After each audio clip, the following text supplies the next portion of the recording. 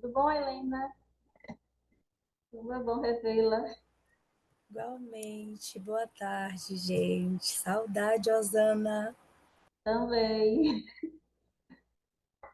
Obrigada, viu, por aceitar nosso convite. A gente sabe que você é muito ocupada. Imagina, é uma alegria. E hoje a gente vai ter, né, esse sextou com duas pessoas. Boa tarde. Dá para ver a apresentação? Sim. Sim. Então, vou deixar aqui, já que você conversar com você, viu, Thelma? Tranquilo. Não, porque Thelma é a nossa convidada da SEDUC, né? E a Helena da CESAL. Então, a CESAL vai dar Sim. as honras à SEDUC hoje. Gente, pelo horário, então a gente vai iniciando, né? Queria agradecer a presença de todas as pessoas aqui, a estar no mais um Sextou Cesal e Seduc, né? A terceira edição que a gente está fazendo, essa parceria da Seduc, porque está promovendo o programa PSE, Saúde na Escola. E hoje a gente vai tratar de um tema importante, né? Levando em consideração que estamos no Novembro Negro, que é a questão do racismo e saúde mental infanto-juvenil, né? Como as questões do racismo estão afetando nossos estudantes, né? Então a gente vai começar agora primeiro com Thelma, É, que é professora da SEDUC, né? E que está desenvolvendo um trabalho importante, reconhecido, com esse debate do racismo na escola, porque eu acho que é um dos ambientes que inicia, às vezes, o racismo, né? Tanto de professores como de colegas, muitas coisas que eu já vivenciei trabalhando também com criança, e também é o local que a gente pode acolher nossos alunos, né? Então, Thelma, eu passo a palavra para você. obrigada. A gente quer agradecer o convite, né? Porque para a educação, na nossa luta antirracista, está em espaços envolvendo outras áreas, isso é muito importante. Principalmente quando envolve a questão da saúde mental dos nossos adolescentes, crianças e adolescentes. E aí eu trouxe alguns textos, alguns vídeos bem curtinhos, para a gente entender como o racismo estrutural ele afeta consideravelmente a saúde mental das nossas crianças e adolescentes. Pode ir passando. O Quitéria, ele está com um projeto desde 2017, que é na luta a favor de uma escola antirracista, no intuito de cumprir a Lei 10.639 e 11.645. É um trabalho que demanda muito tempo, porque a gente entende que como o racismo ele é estrutural, ele não vai ser modificado em 1, 2 ou 3 anos dentro de uma instituição pública, né? Então é uma luta que vai se perpetuar por muito tempo até a gente conscientizar toda a sociedade e principalmente as pessoas que fazem parte da educação pública, que elas precisam garantir a saúde mental e o direito de aprendizagem dos nossos estudantes. Pode ir passando. Eu não estou conseguindo passar, peraí.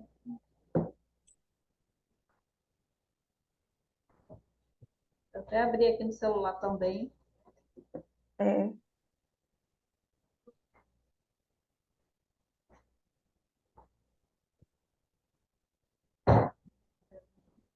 Não está passando.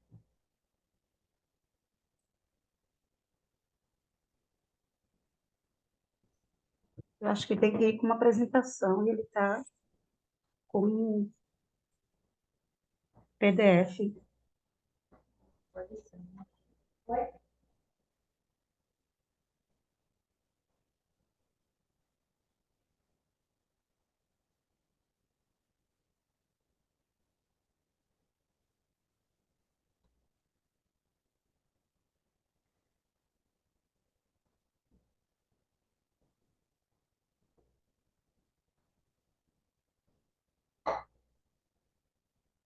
mostrando. Aí não tá passando. Nesse.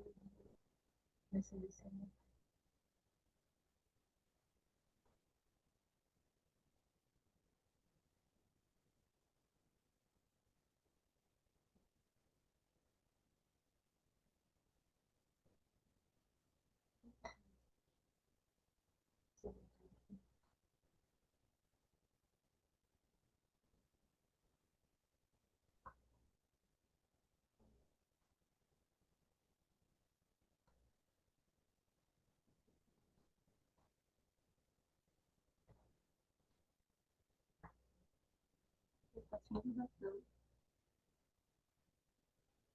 mostrando o tá baixando?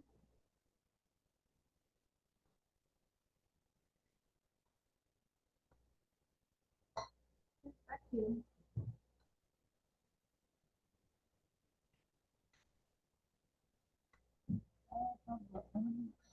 Tá baixo.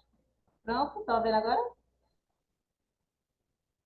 Sim, Pronto. obrigada. Desculpa, gente. É, tranquilo. Ele estava só em É, outros lugares também.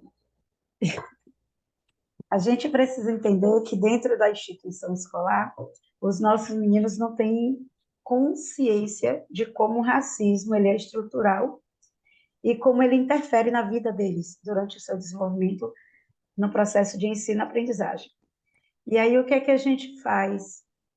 A gente informa os meninos, desde quando a gente foi convidado para fazer uma exposição no shopping, a gente apresentou leis que impediam a presença desses estudantes dentro de uma escola pública. E a primeira lei é a lei de 14 de janeiro de 1837. Pode passar.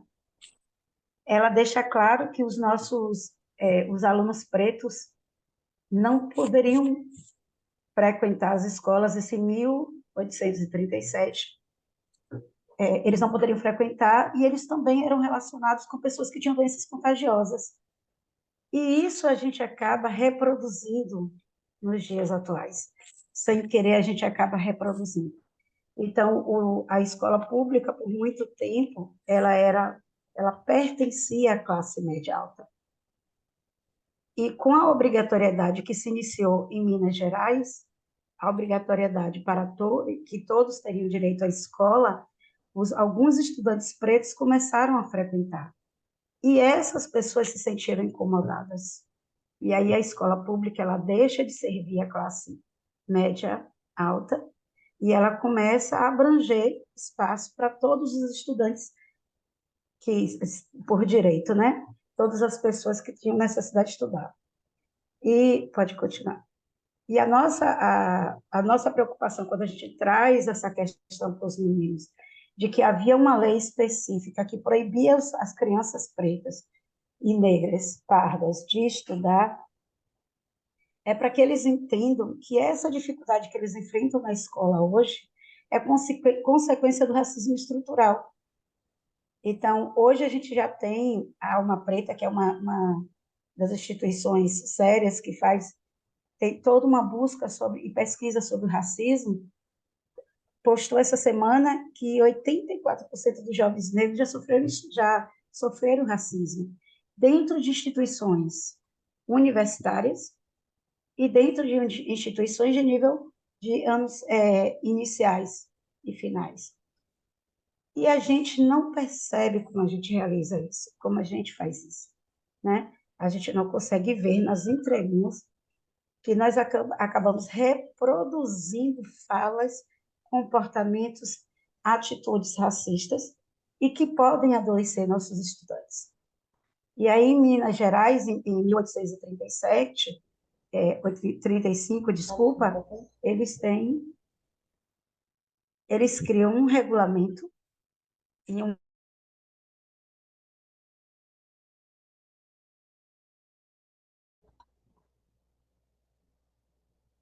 uma lei garante classe média alta, né? Os agricultores. Isso começa a incomodar, porque a escola agora ela começa a ser dividida entre pessoas brancas e pessoas pretas ou pardas, negras ou pardas. Pode continuar.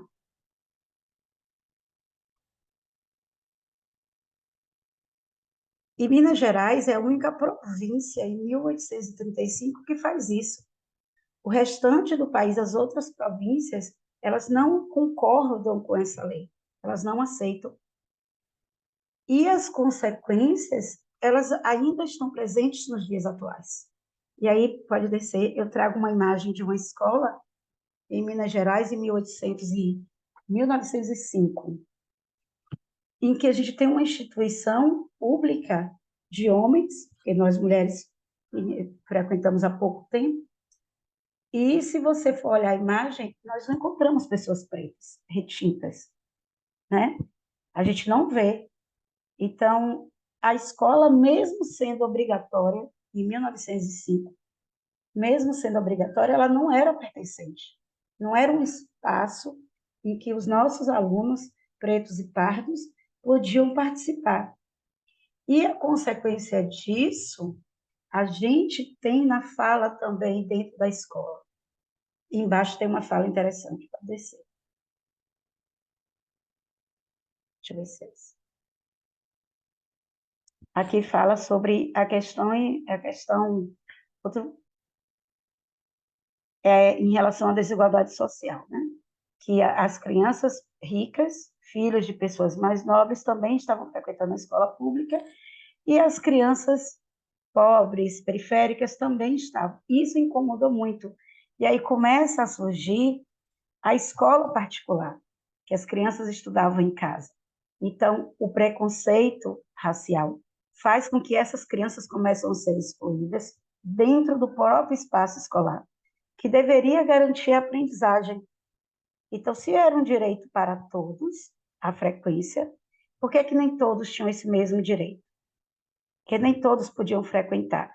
Tem uma ficha interessante no estudo de Almeida, que os professores avaliam os meninos de acordo ao fardamento. E aí descreve a criança, a cor da sua pele, se tem pais, o casal, o pai e a mãe, e que tipo de fardamento ele usa. Se a farda é limpa, nova, velha, suja, rasgada. E isso sendo já uma visão excludente dentro da escola. E aí a gente pensa, esse comportamento de excluir, de selecionar, de impedir o acesso, traz problemas mentais, traz alguma doença para a saúde, traz problemas para a saúde mental dessas crianças? Como essas crianças são vistas dentro dessa escola? Elas são respeitadas na sua integridade? Elas são aceitas? Elas são compreendidas? A escola cria algum projeto para que essas necessidades de aprendizagem sejam supridas? Então, e por que a escola não age dessa forma? Qual é a intencionalidade? Né? Então, Almeida, tanto Almeida quanto aqui é essa revista do ensino, tanto Almeida quanto, acho que se eu não estou enganada, não é Krenak, não, desculpa. Almeida traz essa questão da escola excludente, da escola seletista, em um período de 1835 até 1905.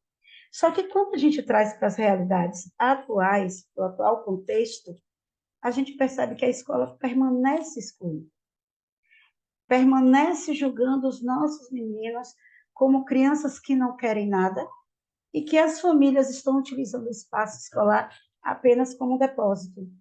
E essa é uma fala que Almeida traz nos seus estudos. Pode passar.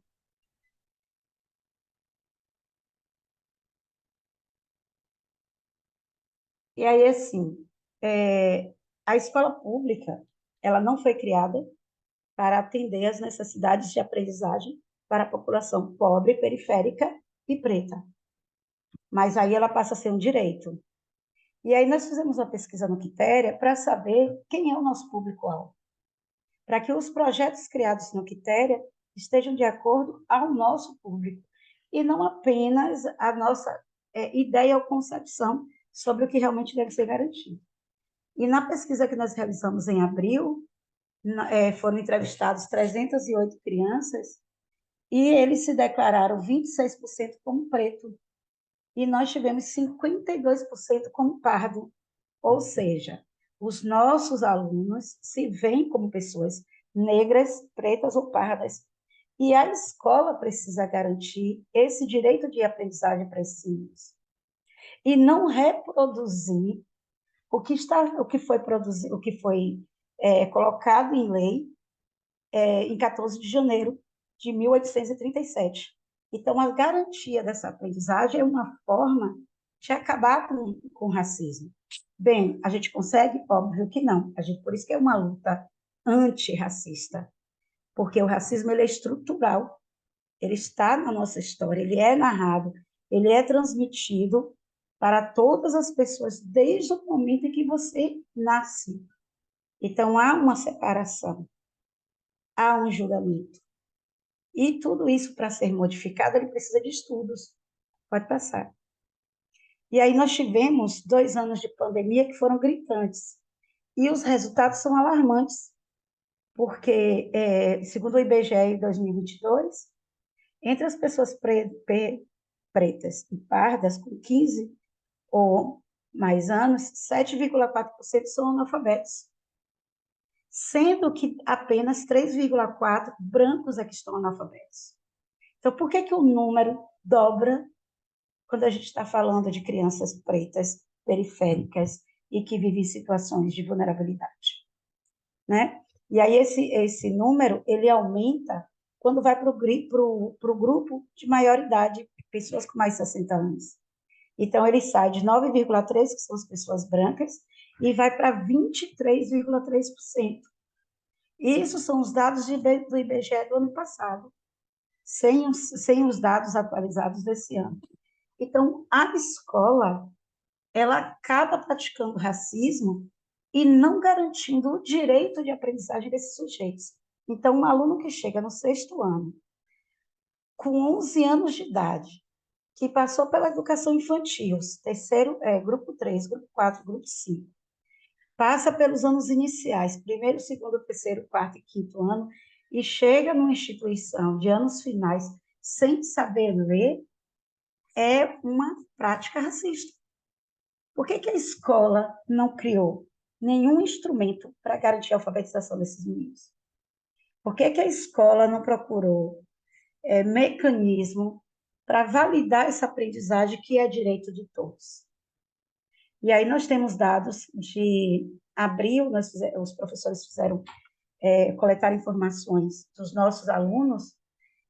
Nós temos 20 crianças diagnosticadas dentro da escola que não sabem ler nem escrever.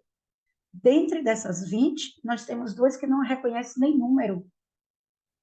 E essas crianças estão no 6º, 7º, 8º e etapa 3 e etapa 4. Como essas crianças conseguiram chegar no Quitéria dessa forma? Então, essa é uma prática racista.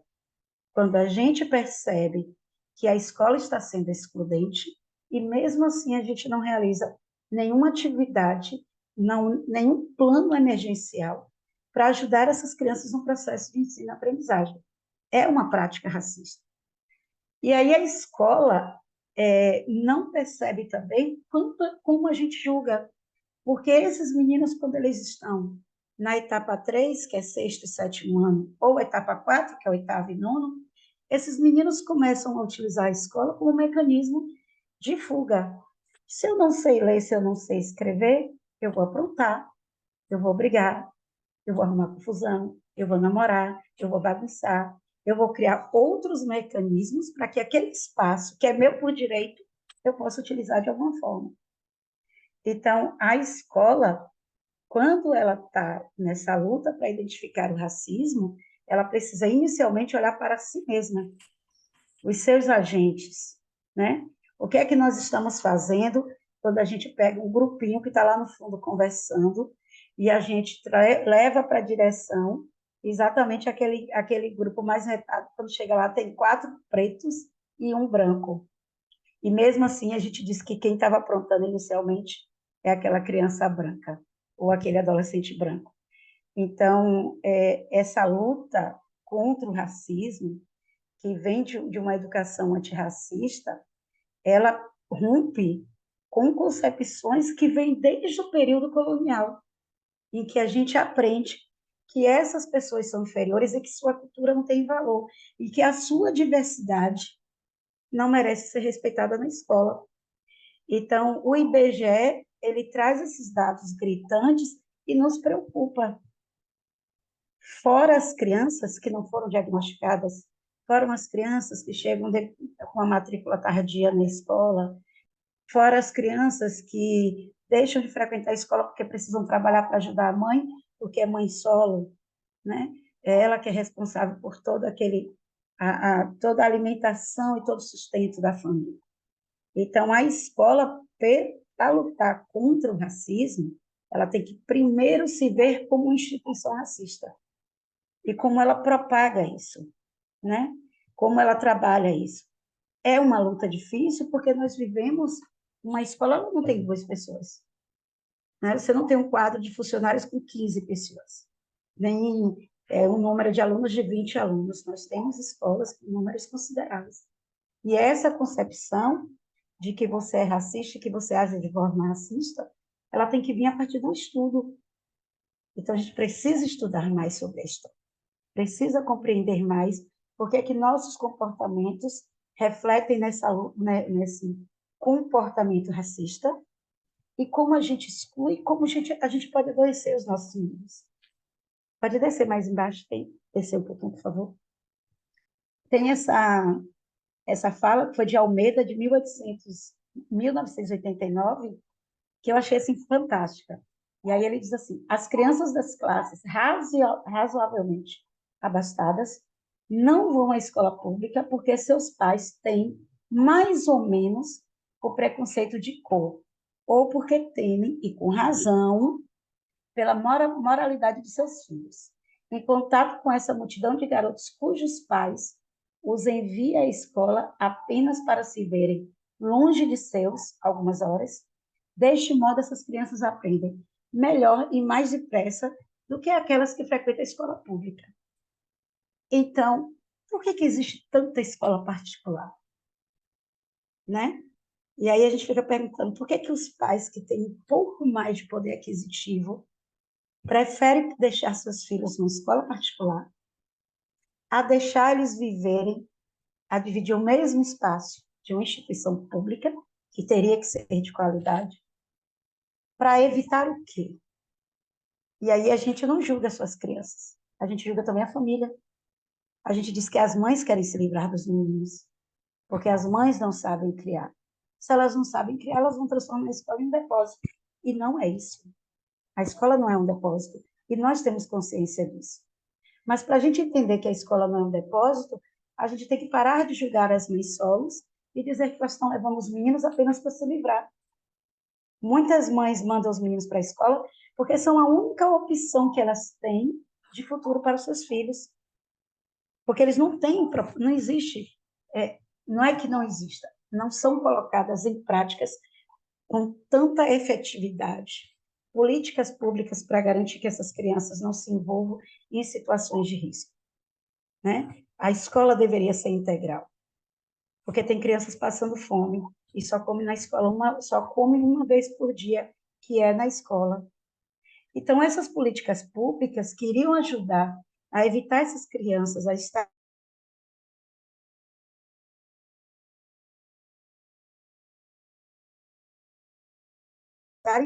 e a escola, porque tem propósito que as mães estão levando os meninos porque elas não suportam, que os meninos não querem nada, que eles estão na escola, só aí, dou o assunto, dou minha aula, mas eles não querem nada, não têm interesse em nada. Então, julgam os meninos, condenam os meninos. E quando eu falo meninos e meninas, né? Condenam, criticam. Mas a escola não tem esse olhar sobre si e o quanto ela é racista. Pode descer, por favor. E aí o Quitéria está numa luta que eu digo, eu falo muito com a minha diretora, que é a Yara Bispo, que a gente está em uma luta inicial. Nós estamos falando sobre racismo, empoderamento, representatividade, antirracismo, de 2017 para cá. Então, nós estamos ainda engateando. Hoje, as meninas da escola, elas não têm a preocupação de ir para a escola com cabelo curto, ou cabelo com chapinha, ou cabelo de dread, ou cabelo trançado. Elas não têm mais problemas, porque elas sabem que lá naquele espaço, elas são respeitadas, elas são vistas. E se elas são vistas e elas são respeitadas, elas podem ser quem elas quiserem. Então, a gente está trabalhando desde 2017 o empoderamento, porque a gente nós tivemos a pandemia 2020, 2021, 2022, nós até retornamos com o ensino semipresencial, e foi a fase mais de 2021, desculpa. 21 e 2022 foi a fase mais difícil para a Quitéria. Claro que todas as instituições passaram por isso. Mas para a gente que estava ali dentro, foi a fase mais difícil. As meninas davam crise de ansiedade dentro da sala de aula. Professores com crise de ansiedade acolhiam, levavam para minha sala. Eu atendia a menina e quando a menina saía da minha sala, a professora voltava chorando para a minha sala. Então, quando a gente passa por uma situação mundial, que é de pandemia, com todas essas dificuldades, enfrentando o racismo de forma tão cruel como está sendo os tempos atuais, e a escola ela não abraça essas pessoas, e isso eu estou falando de funcionários, alunos, pais, toda a família, a escola acaba sendo um espaço racista. E aí, de 2022 para cá, a gente fez uma parceria com a FAMEC, tivemos uma psicóloga que levou umas estagiárias para lá, e o número de alunas diagnosticadas com depressão e ansiedade foi absurdo na escola. E quando você para ouvir essas meninas, os meninos são mais difíceis de falar. Quando a gente vai ouvir as meninas, elas retratam. Eu não sou vista, eu não sou amada, eu não sou bonita, ele não me quer, minha mãe fala isso, meu pai fala isso, as pessoas me olham diferente. Porque o preto, a mulher preta, o homem preto, quanto mais retinto, mais violência e mais invisibilidade ele vive. Ele não existe. Ele existe para ser criticado e condenado, mas ele não é visto em outras situações. Então, nós percebemos de 2017 para cá que a gente precisava empoderar as meninas, principalmente as meninas.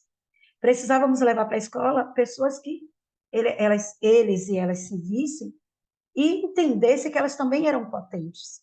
Então, quando houve o desfile, que é o Afro Fashion, que foi feito pela Prova Italina, um dia depois, uma aluna me toca na fila da merenda, porque eu vou para a fila e eu fico controlando, eu tento, controlando para não virar um caos, e a menina me toca por detrás, chega no meu braço, me toca. Quando eu viro, ela estava com um leque desse tamanho.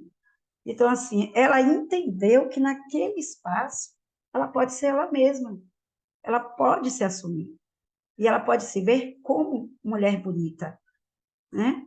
E aí é uma luta constante. E aí a gente fala que a escola antirracista, ela não finaliza, ela continua, porque a sociedade é racista. Pode descer. E nós tivemos um momento que a gente fala de ocupar os espaços, né?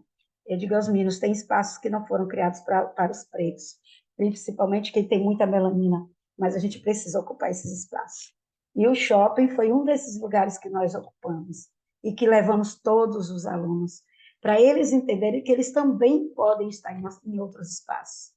E aí nós convidamos pessoas, mulheres pretas, homens pretos, para falar com os nossos estudantes, para que eles entendam que eles precisam ver que eles são capazes e mudar essa ideia que a sociedade tem sobre eles e que nos ensina, porque a gente aprende isso desde pequeno, né? Que os meninos mais bonitos são os branquinhos, que as meninas mais bonitas são as brancas, que para ser rainha tem que ser branca do cabelo liso, né? A rainha do milho, que para representar uma escola em tal local tem que ter pouca melanina.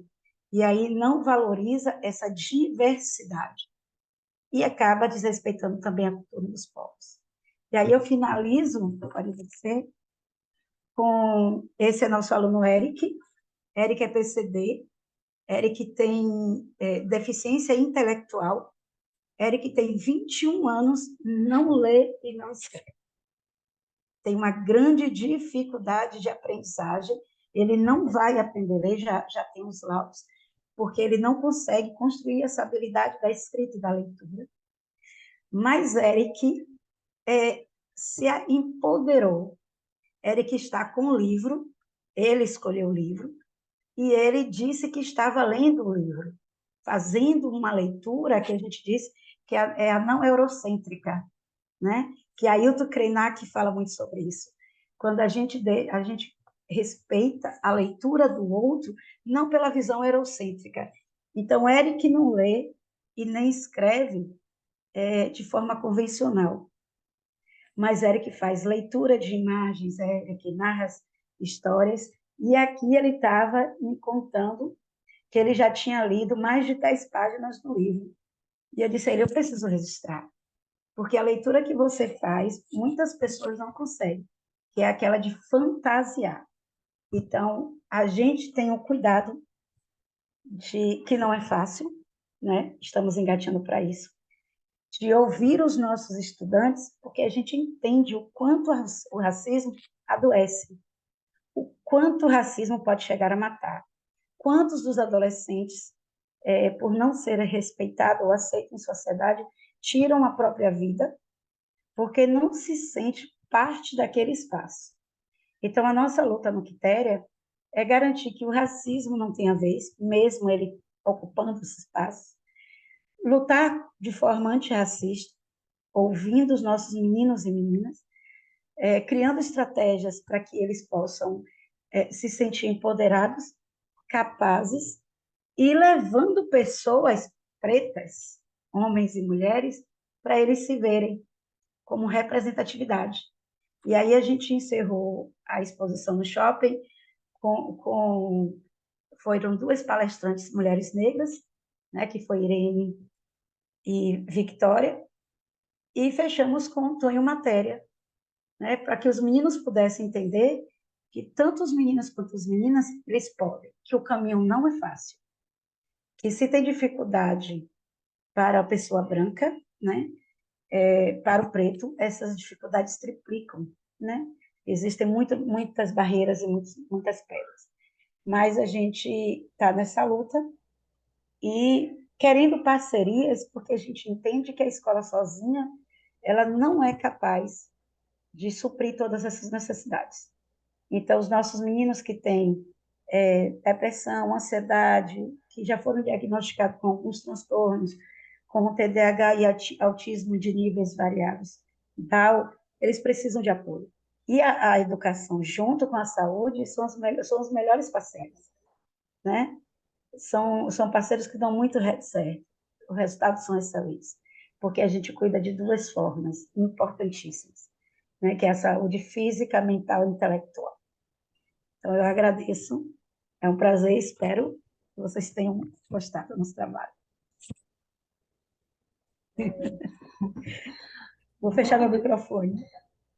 Muito grata, Thelma. É muito bonito, né?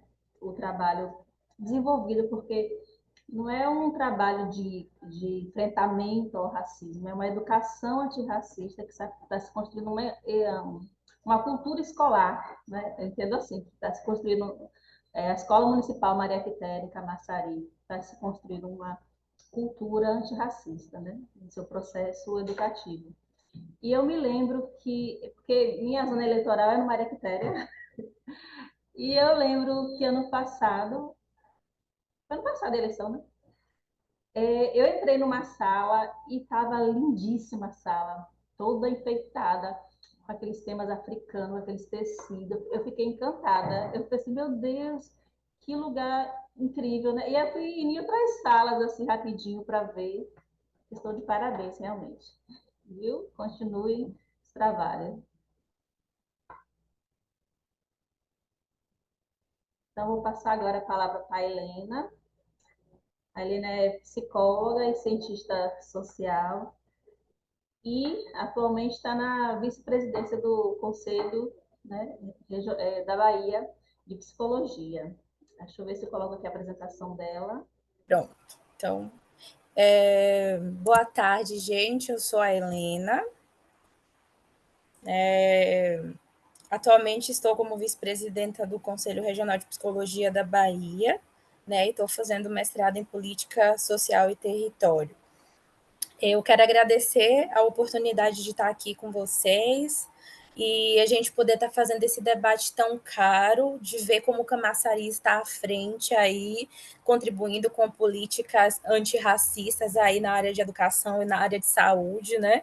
Então, o tema da minha fala hoje é relações étnico-raciais na adolescência, né? A Osana me convidou para falar sobre a questão do impacto do racismo na saúde mental, né, de adolescentes.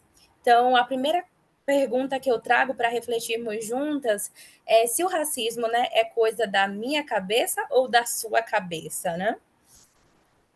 Então, eu fico muito feliz de ter ouvido Thelma, ela trouxe elementos muito importantes e parece que a gente até combinou a apresentação, porque ela trouxe diversas questões aí que eu não vou abordar na minha fala, que são fundamentais da gente pensar no aspecto prático, né, de nós, enquanto trabalhadoras de alguma política, enquanto categorias profissionais, precisamos compreender os impactos do racismo na saúde mental, né, das pessoas, e hoje mais enfaticamente sobre crianças e adolescentes.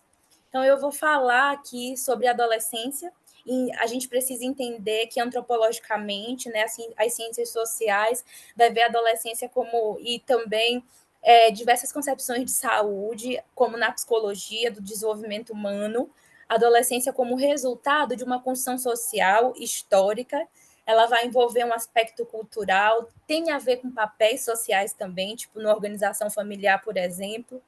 Ela compreende entre aí os 12 e 18 anos, já a juventude vai dos 15 aos 24, outras teorias vão falar até 29 anos.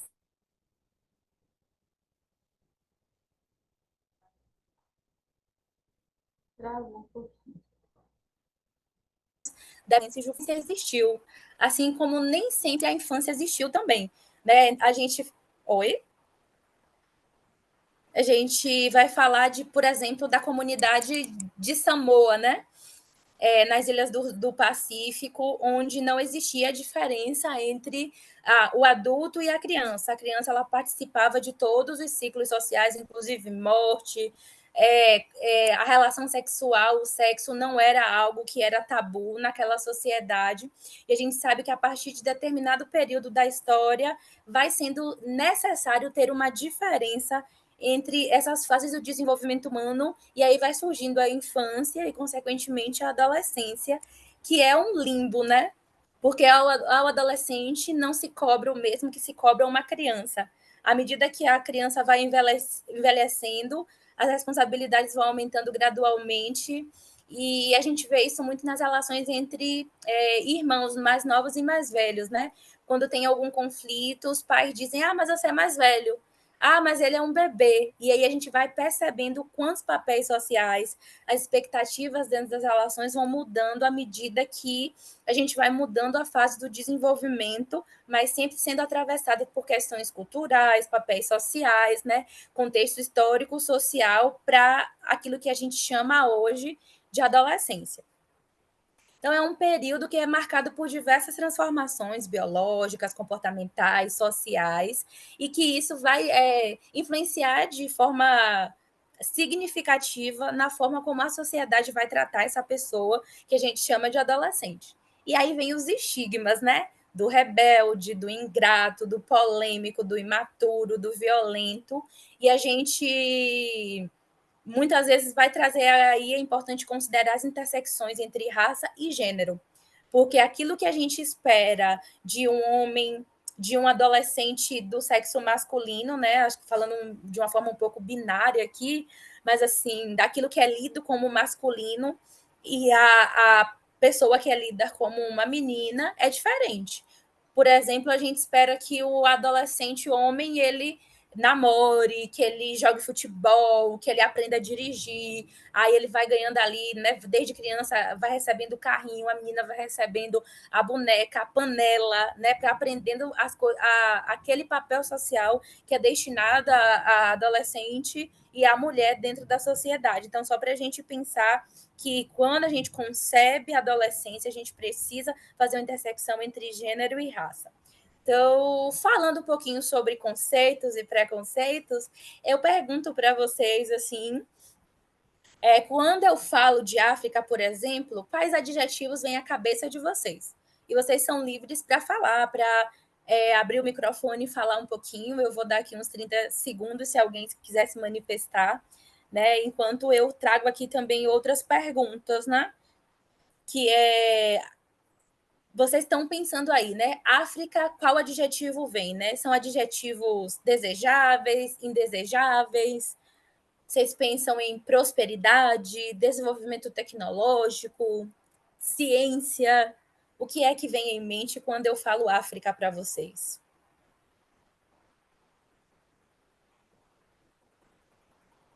Vou me usar. Reis, Oi. rainhas, ciência, empoderamento, tranças, história, cultura. Então, assim, é uma gama de aspectos positivos e que a gente precisa trazer para a escola, que é isso que eu falo, para que os nossos meninos não nos vejam apenas como escravizados. Vejo tudo de positivo. Perfeito, perfeito. Mais alguém?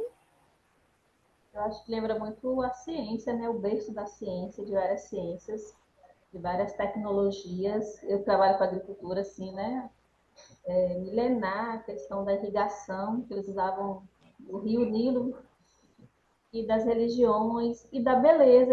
Eu sempre, quando vem a África, vem a beleza. Para mim, acho que é o continente assim, dos mais lindos do, né?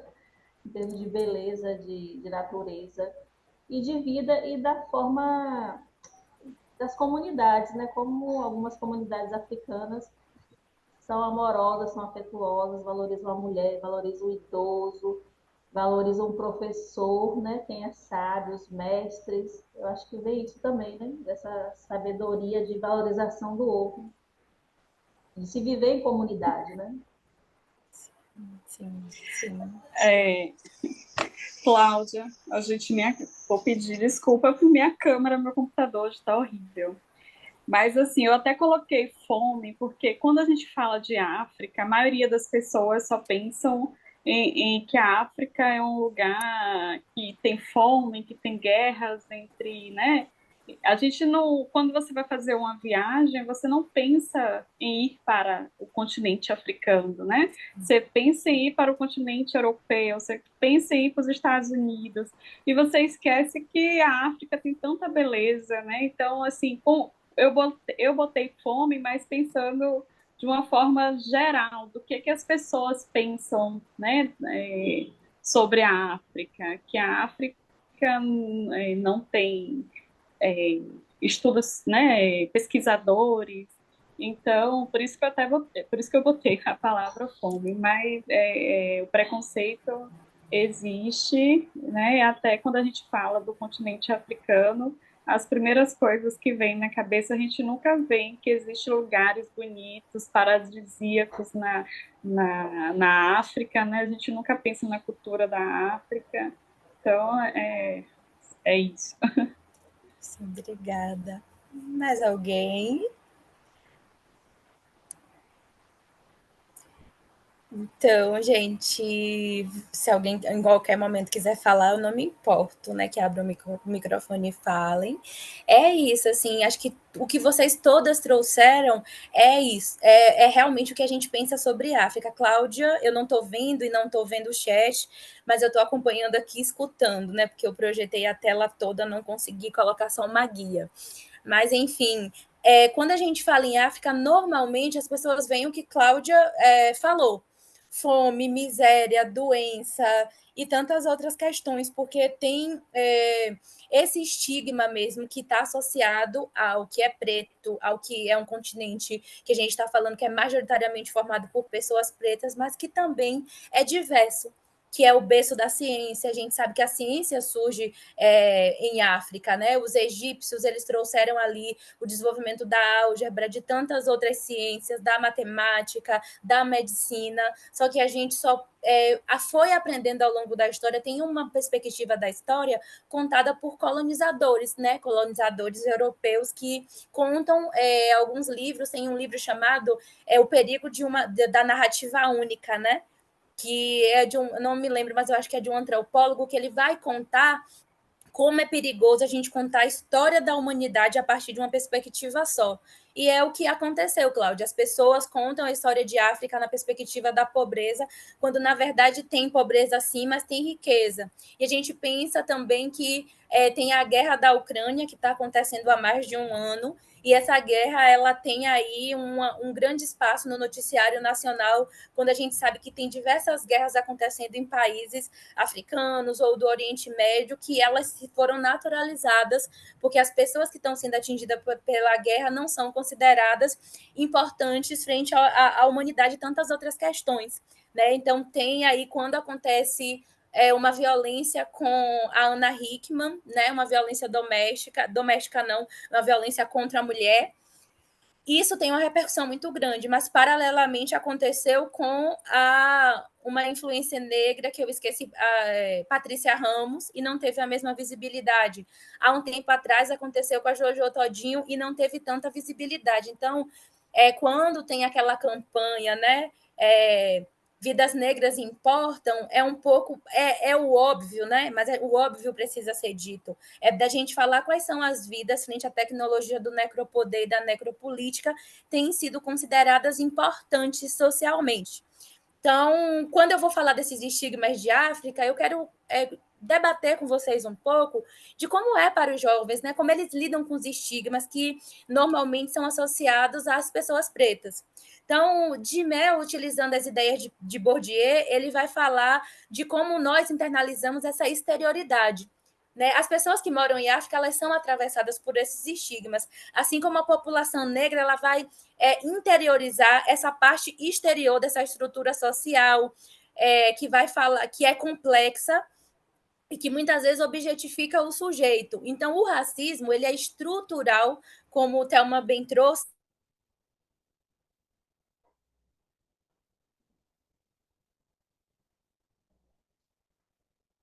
Acho que é daqui, né? E a gente, né, a pessoa negra, né? Eu lembro que um dia eu estava fazendo uma palestra, eu já tinha acho que uns 7 anos de formada, e chegou uma mulher branca loira para mim e disse: "Você vai longe". Só que ela era uma mulher que tinha dias ou meses que tinha acabado de se formar, e ela olhou para mim, me viu falar e disse isso. E para ela estava me elogiando. E na verdade, assim, eu fiquei olhando aquilo, né? Falei, nossa, isso não é um elogio, né? A pessoa olhar e não saber da caminhada que eu tenho, porque ela olha para mim, vê uma mulher jovem preta e acha que eu ainda vou fazer muitas coisas. E na verdade eu já fiz muitas coisas, né? Talvez eu ainda faça mais coisas, mas isso não vai dizer tanto sobre os patamares que eu já ocupo ou não. Quando ela falou, foi como se eu estivesse iniciando a minha carreira, mas na verdade ela estava iniciando a dela, né? Então, falando sobre essa coisa da internalização, a gente sabe que o racismo é estrutural. Eu posso ter o letramento racial que eu tiver, mas quando eu estiver andando na rua, que eu ver um jovem preto, os estigmas que eu internalizei, essa exterioridade, vai fazer com que eu, muitas vezes, haja de forma automática, reativa, atravesse para o outro lado da rua e, por exemplo, seja racista com aquela pessoa, porque eu vou ligar um alerta para mim que no instinto de sobrevivência que eu estou em risco. Né? E o que é o risco? É a pessoa preta que, historicamente, ela foi tida como perigosa, como não digna de confiança, preguiçosa e tantas outras questões. Então, Milton Santos vai falar para a gente alguns conceitos, né? Quando ele vai discutir ali, fazer o debate de território, ele traz a coisa do espaço vivido. E ele fala que o espaço vivido ele é um espaço limitado, mas que ele é possível de reconstrução mental conforme a experiência e o imaginário desses sujeitos. E aí a gente vai falar de construir espaço vivido numa sociedade racista. Lembrando que ele vai abarcar 3 dimensões, que vai ser a coisa do lugar, que a pessoa frequenta, as interrelações sociais e valores psicológicos. Ou seja, a sociedade que a gente vive, ela está atravessada por todas essas questões de raça. Quando vocês prestam serviço na política de educação, na política de saúde, não há como se dissociar dessa realidade que está aí enquanto fato social. Que o estigma do racismo, ele vai estruturar a sociedade, e Sueli Carneiro, ela diz, né? Quem estrutura a sociedade brasileira é raça, não necessariamente classe. E ela não está hierarquizando estrutura social, ela está dizendo que raça ela tem uma influência muito grande para a sociedade e que ela vai determinar, inclusive, a classe. Né? Então, eu pergunto para vocês hoje, né? Como é ter saúde mental numa sociedade racista? Numa sociedade que você não se vê num bom lugar representado na TV, né? Que a empregada, que a gente, quando aparece na novela das 9, é como empregada doméstica, é como a preta malandra, interesseira, a outra, né, de um homem casado e tantas outras questões. Da gente perceber que a maioria dos influencers, eles são pessoas brancas, né, que estão ali, que o preto, às vezes, influente é o preto que se ridiculariza para caber ou que se embranquece. Né? E a gente precisa pensar nisso, que Neuza de Souza, Santos Souza, né, que é uma intelectual, é uma psiquiatra de Cachoeira, ela fala do pacto que as pessoas pretas precisam fazer com a branquitude para ascender socialmente.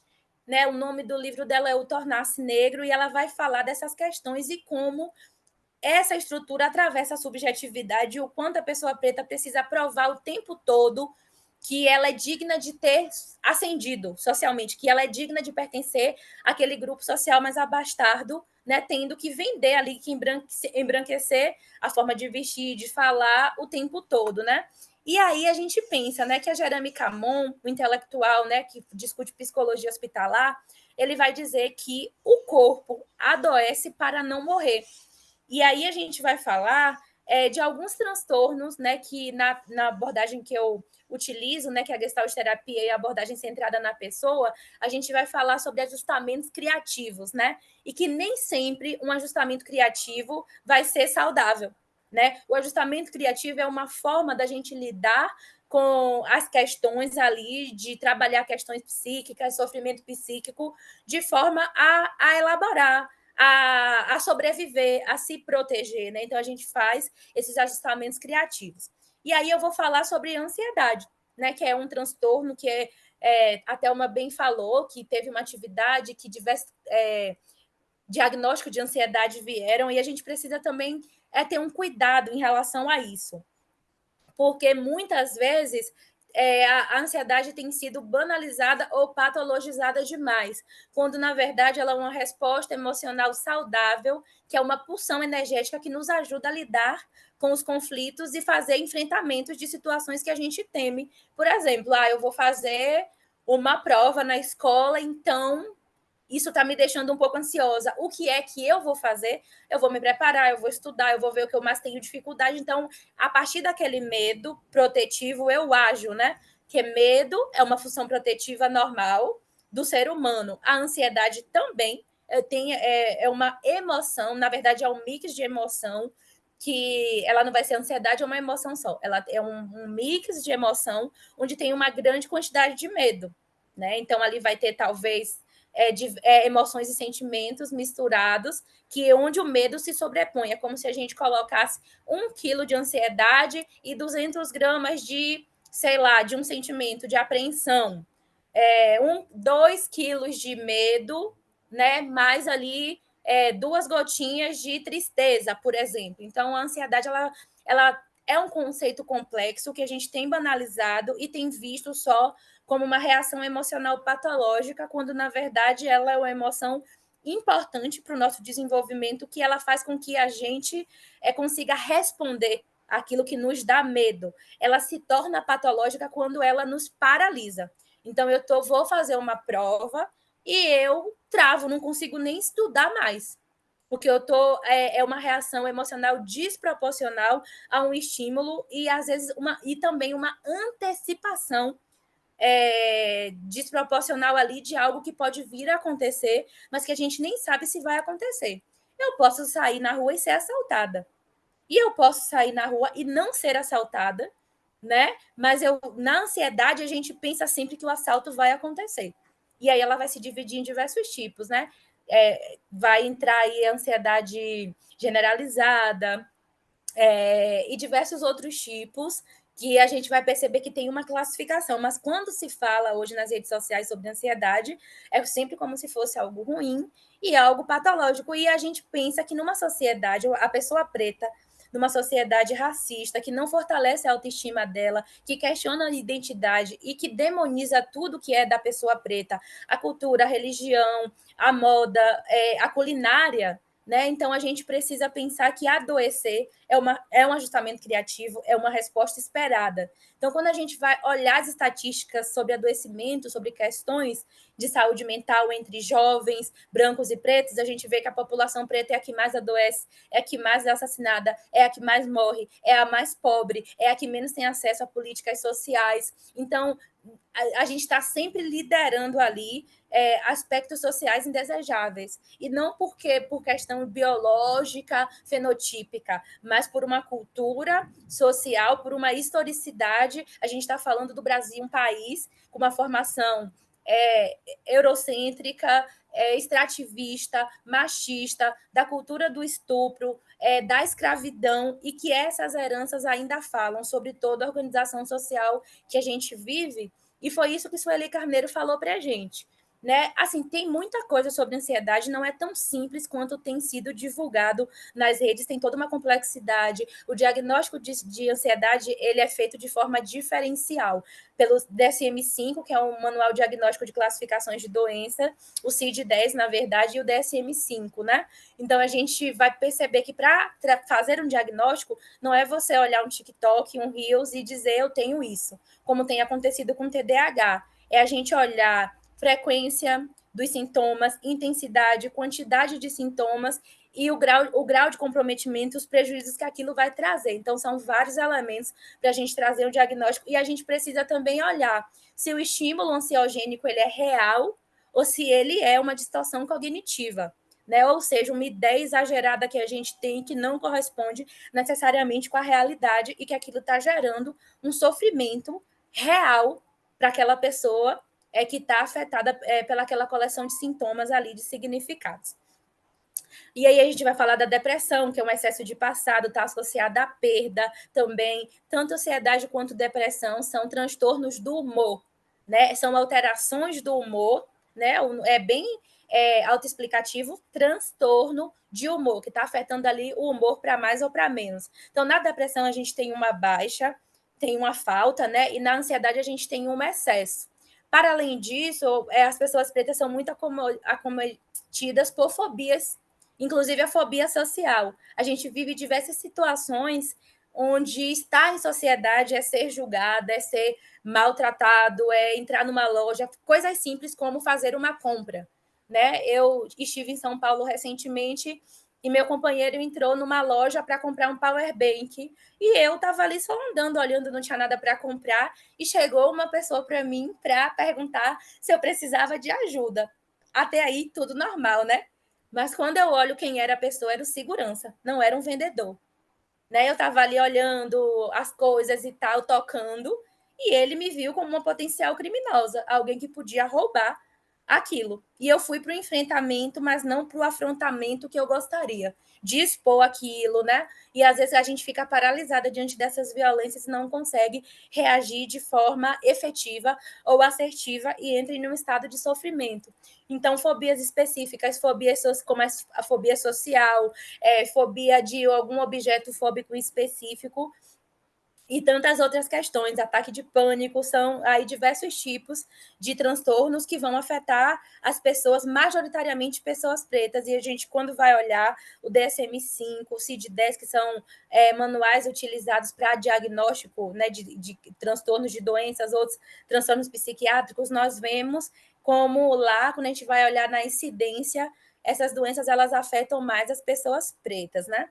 E também a gente precisa pensar que não tem só enfrentamentos assim a partir de transtornos da questão do racismo, né? A gente precisa ir percebendo que existe também enfrentamentos saudáveis, ajustamentos criativos saudáveis, como a resiliência, ali que às vezes as pessoas banalizam achando que todo mundo é resiliente, não é. A resiliência é um conjunto ali de características para enfrentamento de questões da vida das pessoas que nem todo mundo vai ter o mesmo grau ou o mesmo nível de resiliência, né? Porque que é um termo que vem da física, que é essa coisa de você esticar ao extremo ali um objeto e ele conseguir se recompor, né? Você estressa tanto aquela matéria e que ele volta ali ao seu estado inicial, por exemplo, a borracha. Mas a gente sabe que em algum momento a borracha também pode estourar, né? Então vamos pensar sobre essa questão.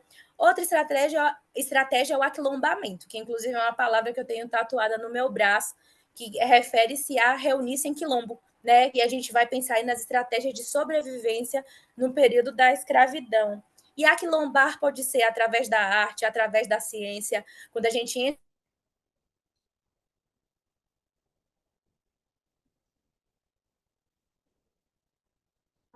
Aí vocês? entra nas universidades, nas políticas, né, acalmando não só que aquilo que elas passam, às vezes achando que é um problema dela individual, que é uma questão social. O aquilombamento também vai acontecer pela via da cultura, da organização de movimento social, pelo letramento racial, e isso vai perpassar diversas políticas públicas.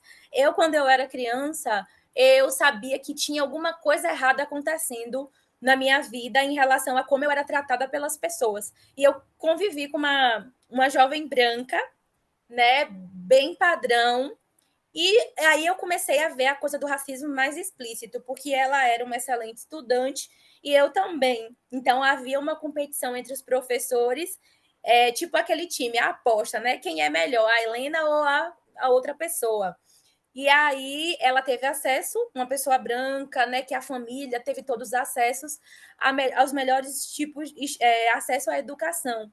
Né? Thelma falou sobre a questão das escolas particulares, por exemplo. Então, era uma pessoa que estudou numa cidade maior, com todos esses acessos que eu não tive. Né? E aí a gente vai fazendo esses recortes e percebendo, né? Que aí eu dizia, tem alguma coisa errada, mas não é comigo, né? Eu ainda tive essa coisa de pensar que tinha alguma coisa errada e não era comigo, mas que me atravessava, que era uma questão social, e só muito depois, já aos 25 anos, que eu fui ter acesso ao letramento racial e entender que o que me atravessava era o racismo, que por mais que não tivesse nenhum problema com o meu fenótipo, com minha cor, com o meu cabelo, eu fiz a minha primeira transição com 14 anos, né? Depois de um ano de alisar o cabelo, aos 13, aos 14 eu entro na transição e ninguém aceitava aquilo, mas você é muito bonita para ter esse cabelo, né? E tantas outras questões, essa roupa tá bonita, mas esse cabelo.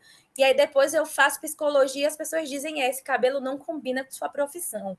Então, só para a gente pensar que é importante que a gente diga para os jovens, traga para eles esses letramentos, e não é só com a Lei 10.639 e 11.435. A gente precisa falar de racismo diariamente, não só no Novembro Negro, né? Compreendendo que ele está além das questões fenotípicas, né? Traços do nariz, cor de cabelo, textura do cabelo, né? E testa e tantos outros traços, né? Que ele abarca uma dimensão histórica, política, social, e só dessa forma a gente consegue capacitar os adolescentes, os jovens, para fazer enfrentamentos que protejam a saúde mental deles. Se a gente olha o racismo como uma questão individual ou isolada, ou um mito, né?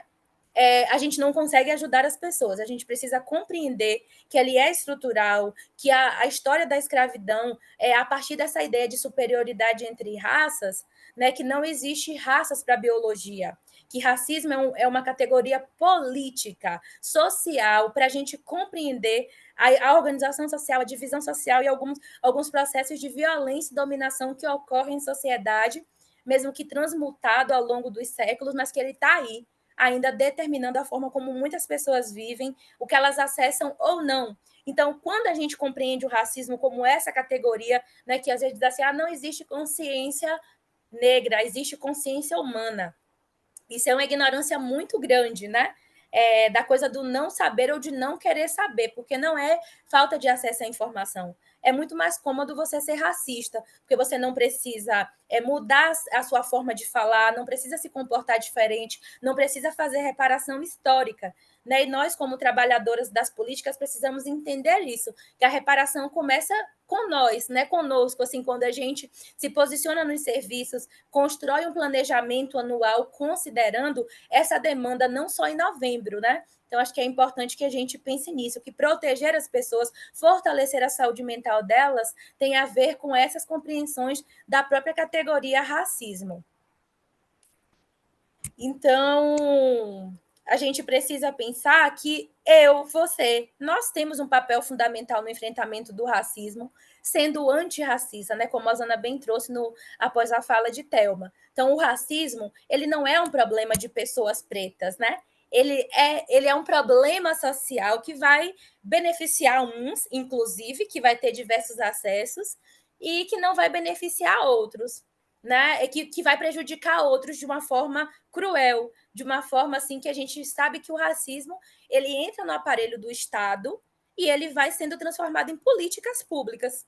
Né? Quando vem uma política para combater as cotas, por exemplo, quando vem a não efetivação do Estatuto da Igualdade Racial, quando a gente vê a não efetivação da Lei 10.639 na política de educação e em outros equipamentos, isso são políticas racistas que estão entranhadas no aparelho do Estado e que vão gerar aí exclusão social em diversas políticas.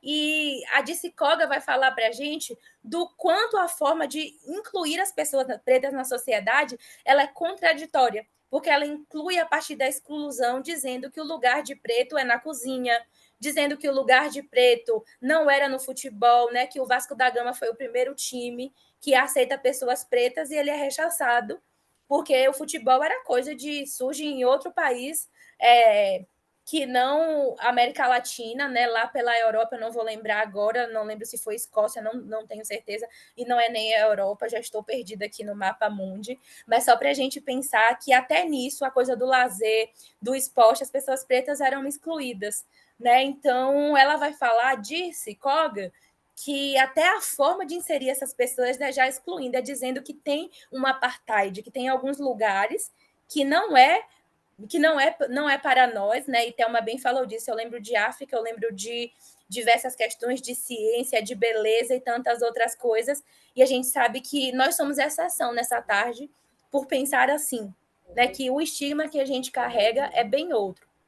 Então, raça, exclusão e pobreza e violência acabam sendo relacionadas o tempo todo, e a gente concebe que a pobreza em si ela já é uma violência e que as pessoas pretas e pobres elas estão cotidianamente expostas à violência da pobreza. Né? E aí a gente vai pensar que a pobreza, existe a pobreza relativa, né? Que a gente também, que pobreza é um conceito complexo, mas a gente não pode dizer que pobreza não vai ter ali um marcador como você não ter acesso a condições dignas de bem-estar. E a pobreza absoluta ela vai falar disso, né? E a relativa vai depender do estilo de vida que a pessoa escolheu ou acessou, né? Que é mais uma escolha, mas que talvez ela diga, não, eu quero viver andando pelo mundo, viajando, como eu esqueci o nome dele, agora só lembro o sobrenome, que é Eduardo Marinho, né? Que renunciou à riqueza e escolheu viver daquela maneira. Para ele, aquela pobreza é relativa. Mas eu sempre digo que ele é uma pessoa que ele tem para onde voltar. Que nós, muitas vezes, pessoas pretas, queremos até renunciar a tudo, mas que tudo, né? E para onde a gente voltaria se a gente renunciasse? Então, são coisas assim para a gente ir refletindo. Mas a pobreza absoluta, ela está relacionada com essa ausência de condições de uma dignidade humana, de um estado de bem-estar, que vai ser mais que falta de emprego, renda, vai ser não acesso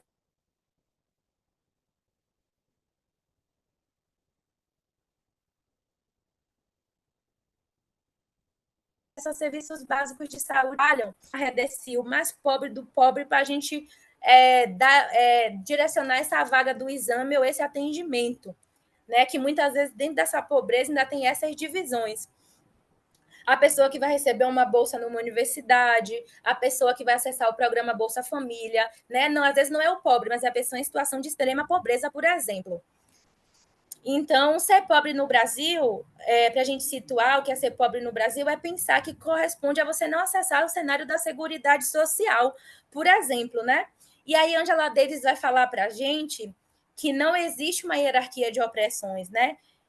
Que gênero, raça e classe devem ser considerados como igual peso dentro da questão de quando a gente vai enxergar a pobreza. E aí, na realidade brasileira, né, parece um pouco contraditório, a Sueli Carneiro vai dizer, olha, a marca do Brasil é raça.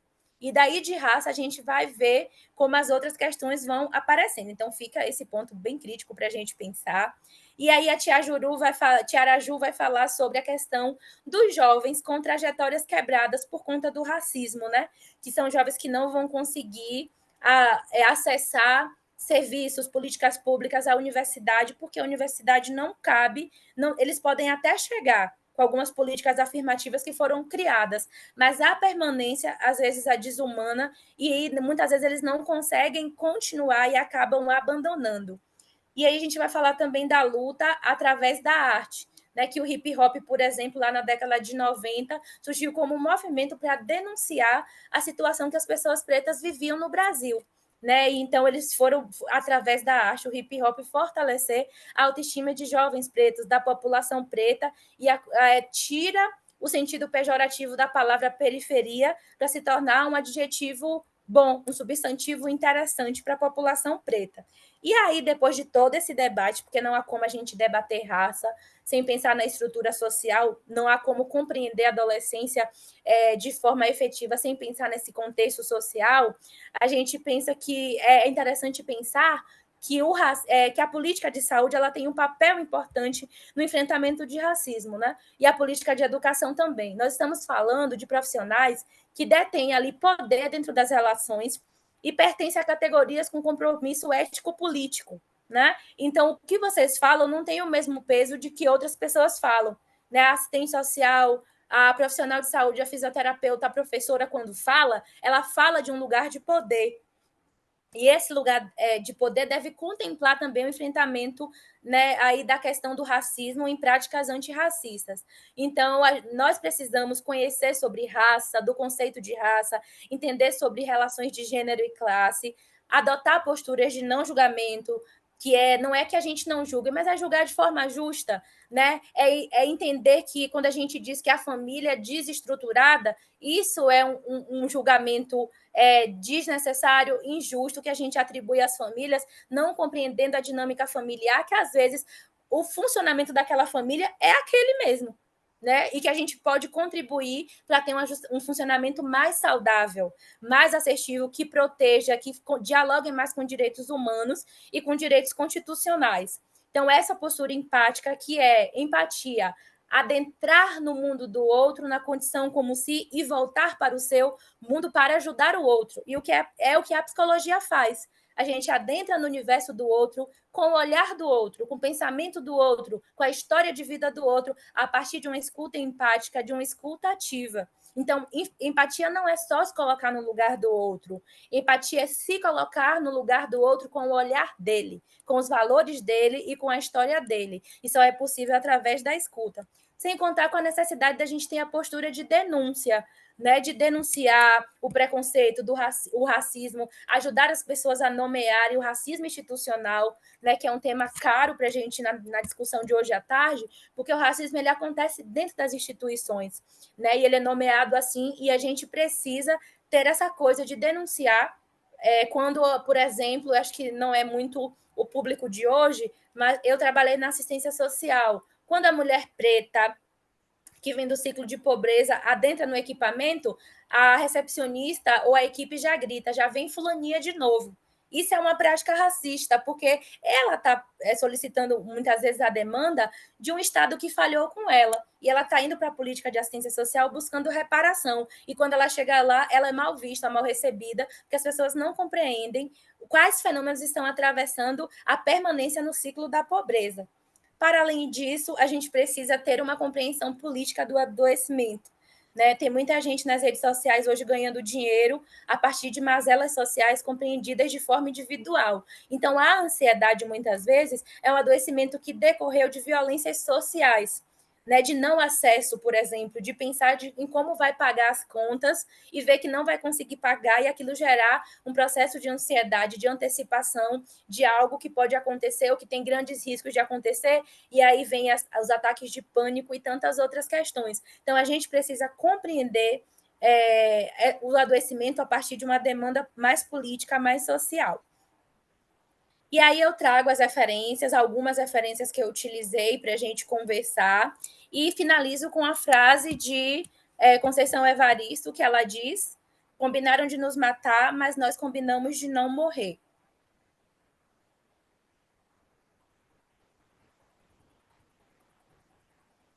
Ótimo.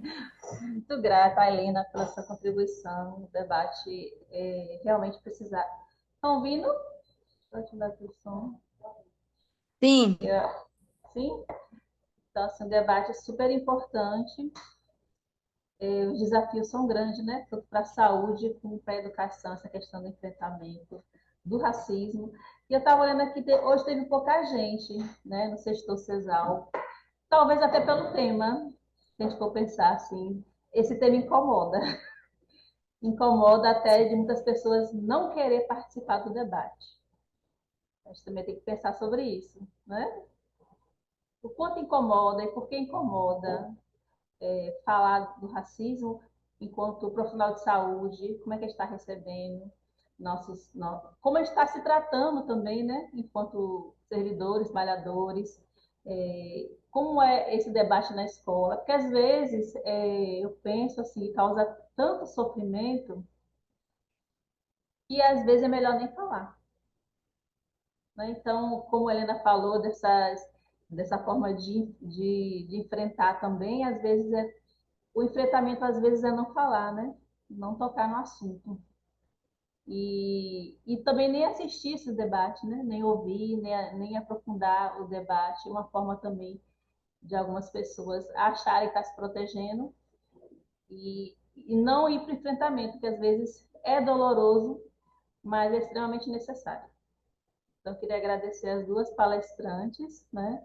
Thelma, nesse mundo aí da comunidade escolar, que é um universo, né? E saúde também é um outro universo que precisa estar sempre de mãos dadas para cuidar dos nossos educandos. E agora eu abro para o debate, né? Vou ver aqui no chat se tem alguma pergunta. Aí está aqui Carla elogiando, né? Parabéns as duas palestrantes.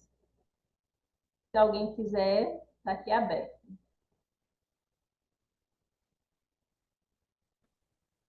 Boa tarde. Oi, alguém? Sarilma, a gente vai falar juntas, né?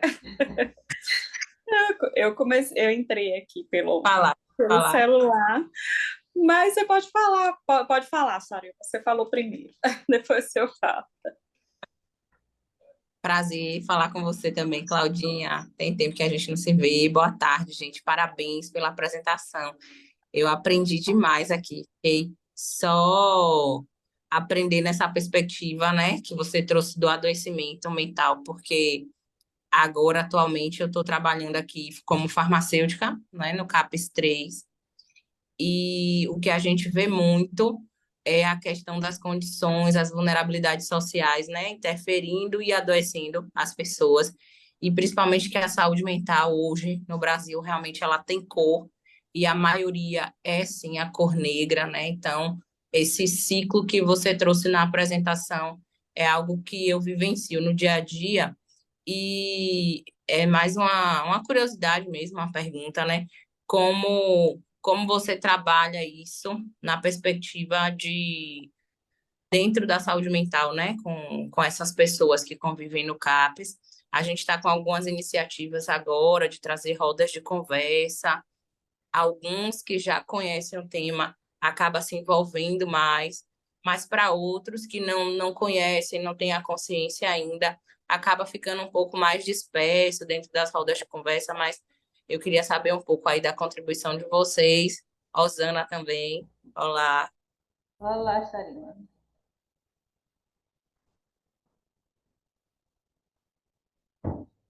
Quem começa?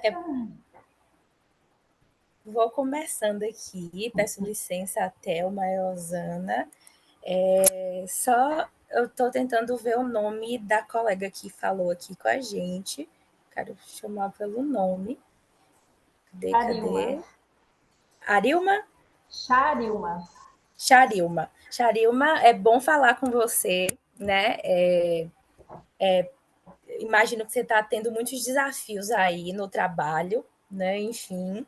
E falar também o quanto você é bonita, só para a gente ir construindo aqui uma coisa que não tem nada a ver. A gente tem que ter bastante cuidado ao elogiar as pessoas, que às vezes a gente vê uma intelectual maravilhosa falar e a gente vai lá e elogia, que linda, né? E a gente esquece de elogiar características, por exemplo, cognitivas, como inteligência, habilidade, domínio do tema. Então, eu tenho bastante cuidado com isso, né? Eu odeio quando eu falo e as pessoas veem que linda, né? Isso é assim, é como se você desmerecesse toda uma trajetória e reconhece ali apenas aquilo que é, né? Como a preta bonita, que é um tipo de elogio também bem complicado. Agora, assim, indo para a pergunta, é bem complexo a gente trabalhar com essas questões de raça, porque a gente vive o mito trazido ali da.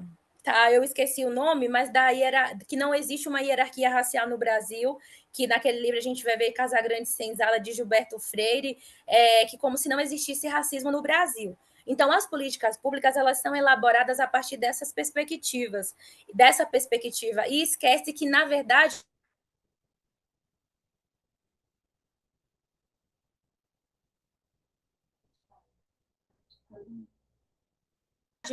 é interessante reconhecer a questão raça, é para a limpeza, né, de higienização social, e hoje a gente tem políticas que dizem não, nós não vamos tratar o que não existe. Então, quando você traz esse debate para dentro de um CAPS, por exemplo, e a gente sabe que os maiores índices de pessoas com algum transtorno mental vai estar relacionado à questão de pessoas pretas, né, que tem a maior incidência. E aí a gente vai pensar dos não acessos, das violências, do julgamento sempre injusto e preconceituoso que a gente sofre. Eu, por exemplo, eu nunca sou lida como uma psicóloga. E um dia foi tão forte que uma pessoa olhou para mim e disse: mas você não parece psicóloga, você parece a moça que lava os pratos, né? E eu respondi para ela: nossa, mas você não parece empresária, né? E eu, naquele dia, assim, a postura de enfrentamento e não tão assertiva, eu disse: você parece a moça que limpa o chão. E eu fui racista junto com ela, mas foi o melhor que eu consegui fazer naquele momento para enfrentar ela, porque eu queria dizer para ela que a aparência não é. Hoje em dia, quando as pessoas não determinam o currículo de ninguém, mas naquele tempo eu tinha, sei lá, não sei quantos anos, eu era bem jovem, eu comecei a faculdade com 16, 17 anos, e foi o que eu tinha condição enquanto pessoa de responder, não como intelectual. Hoje, como intelectual, eu respondo: ah, não tenho cara não, mas eu tenho currículo. Com certeza melhor que o seu. Então, eu tenho essa coisa do afrontamento, que é importante, e assim, eu sei que para você deve ser bastante difícil trazer essa discussão dentro de um equipamento público, considerando que é um lugar que tem profissionais de saúde, possivelmente médicos, né, possivelmente médicos brancos e tantos outros profissionais ali que performam a branquitude, e debater raça parece uma coisa absurda nesses espaços. Então, falando sobre a minha atuação, quando eu trabalhei em CRAS, por exemplo, estagiei em hospital, fiz participei de uma liga também em oncologia pediátrica há 1 ano e meio. Uma coisa que a gente precisa fazer é politizar o debate. A gente não pode achar que a gente sabe tudo sobre raça e querer passar para o usuário demandante dos serviços. A gente precisa convidá-los para construir o debate com a gente numa perspectiva histórica. Então, tem coisas que a gente sabe que eles precisam saber da formação do Brasil. Então, quando eu fazia projetos em casas de acolhimento com crianças institucionalizadas, eu contava a história de formação do país para elas. Eu contava para elas a questão do eurocentrismo e fazia as analogias grotescas, tipo: é justo que você esteja correndo 300 anos na minha frente e depois depois eu vá correr com você e a gente corra juntas, e que você acha que eu vou ter as mesmas chances de ganhar a corrida como você? E as pessoas dizem não. Eu digo, é o que aconteceu no Brasil. Pessoas pretas tiveram acesso à educação mais de 400 anos depois da existência do país. As universidades chegam aqui muito tarde em relação ao resto do mundo, e quem acessa são pessoas brancas, né? Então a população preta começa a ter acessos muito depois. Depois vem a abolição sem políticas afirmativas. Então a gente precisa contar a história na perspectiva de quem foi colonizado, de quem foi escravizado, para essas pessoas, e deixar de reproduzir a história na perspectiva do colonizador. Quando a gente faz isso, eu gosto de chamar pelo nome, Sharilma, quando a gente faz isso, a gente permite que as pessoas acessem conhecimento historicamente produzido, politicamente produzido, e a gente vai trazer isso para outros debates. É você construir o planejamento de um equipamento e consultar os usuários do serviço, o que é que eles querem dizer, o que é que eles estão participando, como é que o racismo atravessa eles, é deixar eles debaterem. Então, é trazer espaços onde eles possam desenvolver protagonismo. Isso são estratégias de saúde integral. Né? Quando eu falo da perspectiva do enfrentamento, eu não gosto da patologização da vida, da medicalização da vida. A gente precisa politizar a vida. Então, quando você me pergunta o que é que você está fazendo, o que é que você fez, é isso. A gente precisa, enquanto trabalhador, às vezes você é farmacêutica, é uma temática que vai atravessar você, a educadora, o pedagogo, o terapeuta ocupacional, a psicóloga, a enfermeira, a técnica. A gente precisa naturalizar isso, de entender que não é um debate só da antropóloga, da socióloga, do historiador, mas é um debate de todas as profissões, de todas as categorias profissionais, mas também entender a nossa limitação de atuação, de dizer, olha, eu não vou conseguir debater isso tão bem, então eu vou chamar a Thelma, porque Thelma está atenta, tem uma construção sobre isso, e também outro ponto importante é o trabalho intersetorial. A gente ir em rede, né? Tanto o intersetorial quanto lá no SUAS a gente vai falar sobre referência e contra-referência. Então, são estratégias fundamentais para a gente lidar com essa demanda, Sharilma, e também o trabalho intersetorial, uma parceria com a Secretaria de Educação, Saúde e Educação articuladas, debatendo a temática, para não ficar, tipo, todo mundo fazendo um novembro negro, só novembro negro, não trazer o debate étnico-racial o ano todo e fazer atividades repetidas, que era um problema que eu tinha muito quando eu trabalhava em prefeitura, que era serviços duplicados, temas duplicados, porque o trabalho em rede não funcionava. Eu falei muito, eu peço desculpas a Thelma e a vocês, e espero ter conseguido responder. Eu agradeço, porque é um tema que a gente que vem aí da comunidade negra, a nossa família, então é um tema que arrepia, né? Para mim, que estou iniciando esse processo de letramento, de estar em contato com essas questões que para mim eram tão naturalizadas, né? O silenciamento, os lugares que eu não poderia e não deveria acessar, e eu não entendia por quê. Então, para mim, isso ainda é muito a flor da pele, sabe? Aí, quando você começou a falar, eu comecei a me arrepiar inteira e, tipo, isso é uma coisa sem controle. Mas eu entendo que é porque é algo que me representa. Obrigada. Assim, quer falar, Thelma? Eu só vou complementar que esse é o papel da escola, né? De trazer para essas crianças, desde a educação infantil, o conhecimento sobre o racismo, sobre a história.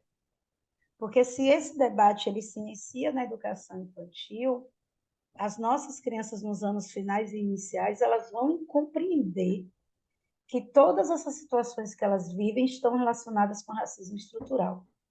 Então, a doença mental, a saúde mental está relacionado ao conhecimento, ao entendimento. Eu preciso entender porque eu não posso entrar numa loja e fazer, olhar tudo o que eu desejo, e pelo fato da minha ter ou não melanina, ser negra, eu ser seguida, ser julgada e até mesmo condenada, né? Então, eu canso de dizer que a gente precisa formar professores para que eles entendam a importância de discutir esse tema e que esse tema seja partilhado tanto para as crianças, já na educação infantil, até a universidade. Entende? Para que a gente não viva essas situações sem entendimento. para a gente poder identificar, eu sou racista sim, mas eu estou lutando para não ser. Eu estou lutando para olhar para um jovem preto que passa por mim no meu bairro e não já julgá-lo e condená-lo. De não olhar para uma marquinha na sobrancelha, o louro pivete, que eu amo quando eles fazem isso, né? Que a escola fica florida em dezembro, e que eles possam pintar o cabelo de louro pivete, mas não ser julgado pela polícia. Então, todo esse enfrentamento, ele deve se iniciar na escola, porque a família, ela não tem consciência disso. Porque como é um racismo estrutural, foi se passando de geração a geração, né? O preto não é belo, o preto não pode estar em todos os espaços, o preto não pode ocupar, não pode ser, não pode fazer.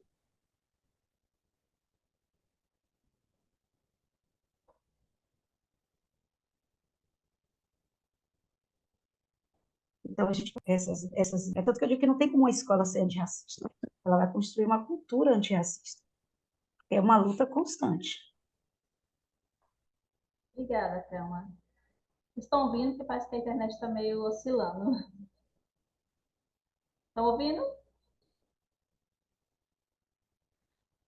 E eu acho também assim, eu estava aqui pensando, né, nesse lugar que a gente está, de educação permanente e saúde, o quanto também a gente tem uma responsabilidade de estar trazendo esses debates nas nossas formações. Que às vezes a gente não presta atenção nisso, né? Como é que a gente pode trazer esse debate nas formações do servidor da saúde? Porque a gente enfrenta o racismo de várias formas, assim. Eu mesmo, na minha condição de mulher negra, sendo coordenadora, a gente enfrenta várias coisas, parece que o tempo todo a gente tem que ser testada. E como a gente é apagada às vezes, né? Até não elogia você, não reconhece o que você faz, e a gente percebe que isso é um atravessamento do racismo, né? Talvez a pessoa nem tenha intenção, mas como isso está no nosso dia a dia. Assim, a CESAL tem poucas coordenadoras que são negras, estão nesse lugar de coordenação que são negras, né? Eu falo só desse recorte da onde eu estou, da política onde eu estou. Então, acho que a gente precisa também trazer esse debate para a formação e para a gente também se acolher, porque para acolher o usuário, acolher um adolescente na escola, a gente tem que se acolher. A gente tem que se autoconhecer mais, se fortalecer para poder estar contribuindo, né, com os nossos usuários e com os educandos, no caso. Mais alguém quer perguntar alguma coisa, algum comentário? Eu acho que não tem mais nada a Rosana, agregar. Diga, aqui. Cláudia. Tá, consegue me ouvir? Sim.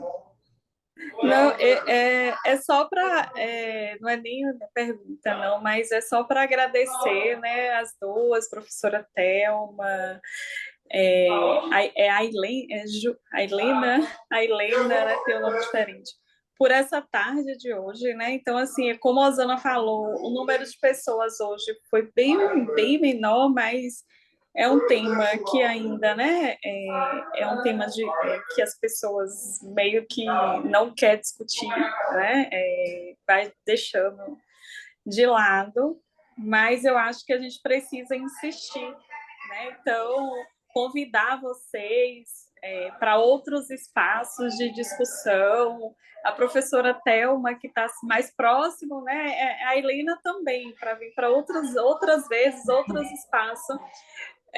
Mas a professora Thelma está mais próxima, a gente tem um grupo de trabalho, professora do PSE, do Programa Saúde na Escola, a gente tem um grupo de trabalho intersetorial, que a gente tem reuniões mensais, e aí a gente faz, né, a gente planeja algumas ações para se trabalhar nas escolas, né, leva para as unidades de saúde, junto com as unidades escolares, trabalhar os temas. E aí eu convido até você para fazer parte também, né, desse grupo. O Vieira estava aqui presente, a Ângela não pôde estar hoje, mas eu vi Vieira aqui.